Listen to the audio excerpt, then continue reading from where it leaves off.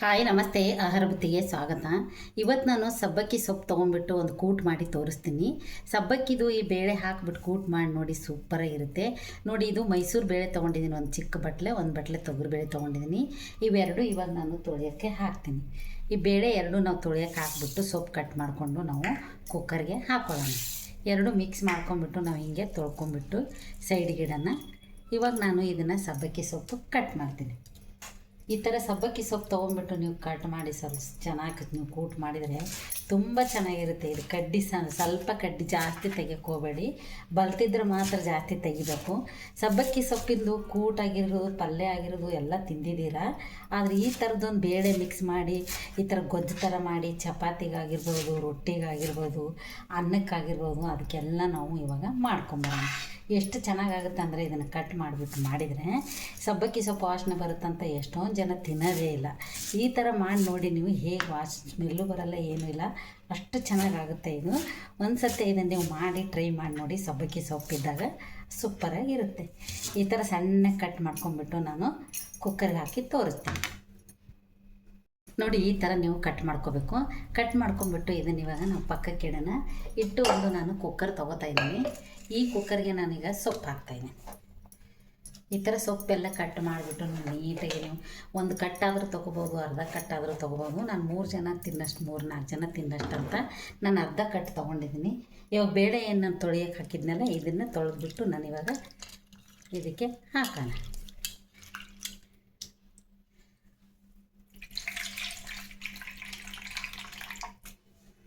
ನೋಡಿ, ಇವಾಗ ತೊಳ್ಕೊಂಬಂದಿದ್ದೀನಿ. ಇಲ್ಲ, ನಾನು ಸುರಿತಾ ಇದ್ದೀನಿ. ಎರಡು ಬೇಳೆ ಮಿಕ್ಸ್ ಮಾಡಿದ್ರೆ ಮಾತ್ರ ಸೂಪರಾಗಿರುತ್ತೆ ಕೂಟ್ ಮಾತ್ರ. ಇವಾಗ ಇದಕ್ಕೆ ಹಾಕಿ ನಾವು ಸ್ವಲ್ಪ ಒಂದು ಗ್ಲಾಸ್ ಅಷ್ಟು, ಒಂದು ಮುಣಗಷ್ಟು ನೀರು ಹಾಕೊಳ್ಳೋಣ. ಇನ್ನೊಂದು ಸ್ವಲ್ಪ ಬೇಯಬೇಕಿದು, ಅದಕ್ಕೆ ಸ್ವಲ್ಪ ನೀರು ಹಾಕ್ಕೊಳ್ತಾ ಇದ್ದೀನಿ.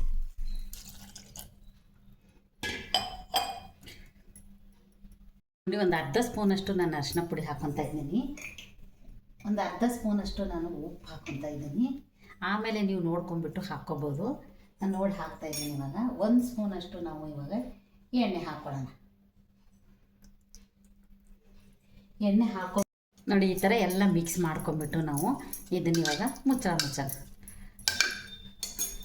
ಮುಚ್ಚಿ 2 ವಿಷಯ ಬರೋಗಂಟ ಬಿಟ್ಟು ಮತ್ತು ಇದಕ್ಕೆ ಏನು ಮಸಾಲೆ ಹಾಕೋದಂತ ನಾನು ರೆಡಿ ಮಾಡ್ಕೊಂಬರ್ತೀನಿ, ಬನ್ನಿ. ಇವಾಗ ಒಂದು ಜಾರ್ ಇಟ್ಕೋಬೇಕು.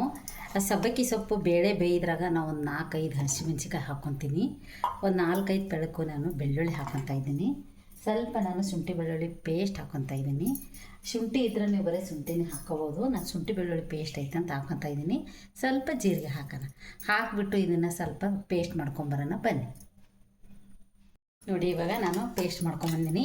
ಹಿಂಗೆ ತರಿಯಾಗೇ ಇರಬೇಕಿದು, ತುಂಬ ನುಣ್ಣಗೆ ನೀವು ರುಬ್ಬಕ್ಕೆ ಹೋಗ್ಬಾರ್ದು.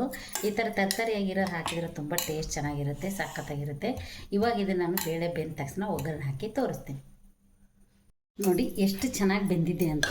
ಸಬ್ಬಕ್ಕಿ ಸೊಪ್ಪು ಅಂತ ಗೊತ್ತೇ ಆಗಲ್ಲ, ಅಷ್ಟು ಚೆನ್ನಾಗಿರುತ್ತೆ ಇದು ಹಾಕಿಬಿಟ್ಟು ಒಂದು ಸತಿ ನೀವು ಈ ಥರ ಸಾಂಬಾರು ಮಾಡಿ ನೋಡಿ. ಸಾಂಬಾರು ಮಾಡೋಕ್ಕಿಂತ ಗೊಜ್ಜು ಮಾಡಿದರೆ ಮಾತ್ರ ಸೂಪರಾಗಿರುತ್ತೆ.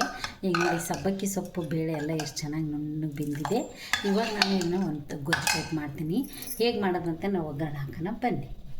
ನೋಡಿ, ಸ್ವಲ್ಪ ಸ್ಮೆಲ್ ಇರಲ್ಲ, ಸಬ್ಬಕ್ಕಿ ಸೊಪ್ಪೆ ಅಂತ ಗೊತ್ತಾಗಲ್ಲ, ಅಷ್ಟು ಚೆನ್ನಾಗಿರುತ್ತೆ. ಇವಾಗ ಒಗ್ಗರಣೆ ಹಾಕೋದು ತೋರಿಸ್ತೀನಿ, ಬನ್ನಿ. ಅಗಲವಾಗಿರೋದೊಂದು ಪಾನ್ ಇಟ್ಕೊಂಡಿದ್ದೀನಿ. ಇಟ್ಕೊಂಡ್ಬಿಟ್ಟು ಒಂದು 2-3 ಸ್ಪೂನಷ್ಟು ನಾನು ಎಣ್ಣೆ ಹಾಕ್ಕೊತಾ ಇದ್ದೀನಿ. ಸ್ವಲ್ಪ ಎಣ್ಣೆ ಮುಂದೆ ಮಾಡ್ಕೊಂಡ್ರೆ ತುಂಬ ಚೆನ್ನಾಗಾಗುತ್ತೆ ಈ ಕೂಟ್ ಮಾತ್ರ. ಸಬ್ಬಕ್ಕಿ ಕೂಟ್ ಮಾತ್ರ ಸೂಪರಾಗಿರುತ್ತೆ, ತುಂಬ ಟೇಸ್ಟು ಚೆನ್ನಾಗಿರುತ್ತೆ. ಒಂದು ಸತಿ ನೀವು ಟ್ರೈ ಮಾಡಿ ನೋಡಿ, ಹೇಗಿರುತ್ತೆ ಅಂತ ನಿಮಗೆ ಗೊತ್ತಾಗುತ್ತೆ. ಎಲ್ಲ ಸೊಪ್ಪು ಸಾರ್ಗಿಂತನೂ ಇದು ಡಿಫ್ರೆಂಟಾಗಿರುತ್ತೆ, ತುಂಬ ಟೇಸ್ಟು ಕೊಡುತ್ತೆ. ಇದೊಂದು ಸತಿ ನೀವು ಟ್ರೈ ಮಾಡಿ ನೋಡಿ. ಇವಾಗ ನೋಡಿ, ಎಣ್ಣೆ ಕಾದಿದೆ. ಒಂದು ಅರ್ಧ ಸ್ಪೂನಷ್ಟು ನಾನು ಜೀರಿಗೆ ಹಾಕ್ತಾಯಿದ್ದೀನಿ. ಸಾಸಿವೆ ಒಂದು ಅರ್ಧ ಸ್ಪೂನು, ಜೀರಿಗೆ ಒಂದು ಅರ್ಧ ಸ್ಪೂನು. ಇವಾಗ ಸ್ವಲ್ಪ ನಾನು ಅರ್ಧ ಸ್ಪೂನಷ್ಟು ಹಿಂಗೆ ತೊಗೋತಾ ಇದ್ದೀನಿ. ಹಿಂಗೆ ಮಾತ್ರ ಹಾಕೋದು ಮಿಕ್ಸ್ ಮಾಡಬೇಡಿ, ಹಿಂಗೆ ಹಾಕಿದ್ರೆ ತುಂಬ ಚೆನ್ನಾಗಿರೋದು. ಇವಾಗ ನಾವೇನು ಆವಾಗಲೇ ಬೆಳ್ಳುಳ್ಳಿ, ಶುಂಠಿ, ಹಸಿಮೆಣಸಿನ್ಕಾಯಿ, ಜೀರಿಗೆ ಎಲ್ಲ ಪೇಸ್ಟ್ ಮಾಡ್ಕೊಂಡಿದ್ದೀವಲ್ಲ, ಅದನ್ನು ಹಾಕ್ತಾಯಿದ್ದೀನಿ. ನೋಡಿ, ಈ ಥರ ಹಾಕ್ಕೊಂಡ್ಬಿಟ್ಟು ಚೆನ್ನಾಗಿದೆ. ನಾವು ಎಣ್ಣೆಯಲ್ಲಿ ಸ್ವಲ್ಪ ಫ್ರೈ ಮಾಡ್ಕೋಬೇಕು. ಫ್ರೈ ಮಾಡ್ಕೊಂಡ್ಬಿಟ್ಟು ನಾವು ಬೇಳೆ ಏನು ಬೇಯಿಸ್ಕೊಂಡಿದ್ದೀವಲ್ಲ ಅದನ್ನು ಇದಕ್ಕೆ ಹಾಕ್ಬಿಟ್ಟು ನಾವು ಒಗ್ಗರಣೆ ಹಾಕ್ಬಿಟ್ರೆ ಸಾಕು, ಸೂಪರಾಗಿರುತ್ತೆ. ನೋಡಿ, ಇವಾಗ ಚೆನ್ನಾಗಿ ಬೆಂದಿದೆ. ಆ ಬೇಳೆ ನಾವು ಸೊಪ್ಪು ಏನು ಮಸ್ಕೊಂಡಿದ್ದೀವಲ್ಲ, ಇದನ್ನು ಇವಾಗ ಇದಕ್ಕೆ ನಾವು ಹಾಕೋಣ.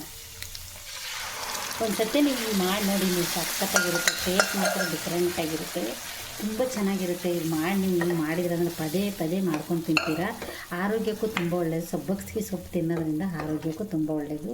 ಈ ಥರ ಮಕ್ಕಳಿಗೆ ಚಪಾತಿಗೆ, ದೋಸೆಗೆ, ಅಕ್ಕಿ ರೊಟ್ಟಿಗೆ, ಮುದ್ದೆಗೆ ಎಲ್ಲದಕ್ಕೂ ಕೊಡ್ಬೋದು, ಅಷ್ಟು ಚೆನ್ನಾಗಿರುತ್ತೆ. ಇದಕ್ಕೆ ಇನ್ನೊಂದು ಸ್ವಲ್ಪ ನಾನು ನೀರು ಹಾಕ್ಕೊತೀನಿ.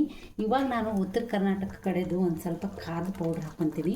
ಅದಿಲ್ಲ ಅಂದರೆ ನೀವು ಚಿಲ್ಲಿ ಪೌಡ್ರ್ ಹಾಕ್ಕೋಬೋದು, ಯಾಕಂದರೆ ಇದು ತುಂಬ ಟೇಸ್ಟ್ ಕೊಡುತ್ತೆ ಅಂತೇಳಿ ನಾನು 1.5 ಸ್ಪೂನಷ್ಟು ಹಾಕ್ಕೊಂಡಿದ್ದೀನಿ. ಹಾಕ್ಕೊಂಬಿಟ್ಟು ಚೆನ್ನಾಗಿ ಇದನ್ನು ಮಿಕ್ಸ್ ಮಾಡೋಣ. ನಿಮ್ಗೆ ಇನ್ನೂ ತೆಳ್ಳಗೆ ಬೇಕಂದ್ರೆ ನೀವು ತೆಳ್ಳಗೂ ಮಾಡ್ಕೋಬೋದು. ಇನ್ನೂ ಸ್ವಲ್ಪ ಜಾರು, ಕುಕ್ಕರು ತೊಳೆದ್ಬಿಟ್ಟು ಸ್ವಲ್ಪ ನಾನು ನೀರು ಹಾಕ್ಕೊತೀನಿ. ನೋಡಿ, ಇವಾಗ ಇನ್ನೊಂದು ಸ್ವಲ್ಪ ನಾನು ನೀರು ಹಾಕ್ಕೊತಾ ಇದ್ದೀನಿ. ಹಾಕ್ಕೊಂಬಿಟ್ಟು ನೀವು ಉಪ್ಪು ಖಾರ ನೋಡ್ಕೊಂಬಿಟ್ಟು ಇದನ್ನು ನೀವು ಚೆನ್ನಾಗಿ ಒಂದು ಕುದಿ ಬರೋವರೆಗೂ ನಾವು ಇದನ್ನು ಬೇಯಿಸೋಣ. ನೀವು ಇದನ್ನು ಉಪ್ಪು ಖಾರ ನೀವು ನೋಡ್ಕೋಬೋದು. ನೋಡ್ಕೊಂಬಿಟ್ಟು ನೀವು ಮತ್ತೆ ಬೇಕನ್ಸಿದ್ರೆ ಸ್ವಲ್ಪ ಹಾಕ್ಕೊಳ್ಳಿ. ಇವಾಗ ಇದನ್ನು ಸ್ವಲ್ಪ ಕುದಿಯಕ್ಕೆ ಬಿಡೋಣ. ನೋಡಿ, ಚೆನ್ನಾಗಿ 2 ಕುದಿ ಕುದ್ದಿದೆ. ಇದು ಸೂಪರಾಗಿದೆ, ತುಂಬ ಚೆನ್ನಾಗಿರುತ್ತೆ. ಈ ಥರದೊಂದು ಕೂಟ್ ಮಾಡ್ಕೊಂಡು ತಿಂದರೆ ಸಖತ್ತಾಗಿರುತ್ತೆ. ಇದು ಸಬ್ಬಕ್ಕಿ ಸೊಪ್ಪು ಅನಿಸೋದೇ ಇಲ್ಲ, ಅಷ್ಟು ಚೆನ್ನಾಗಿರುತ್ತೆ. ನೋಡಿ, ಈ ಥರ 2 ಥರ ಬೇಳೆ ಹಾಕಿ ನಾನು ಸಬ್ಬಕ್ಕಿ ಸೊಪ್ಪು ಹಾಕಿ ಕೂಟ್ ಮಾಡಿರೋದು ನಿಮ್ಗೆ ಇಷ್ಟ ಆದಲ್ಲಿ ಲೈಕ್ ಮಾಡಿ, ಶೇರ್ ಮಾಡಿ, ಸಬ್ಸ್ಕ್ರೈಬ್ ಮಾಡಿ. ನಮಸ್ತೆ.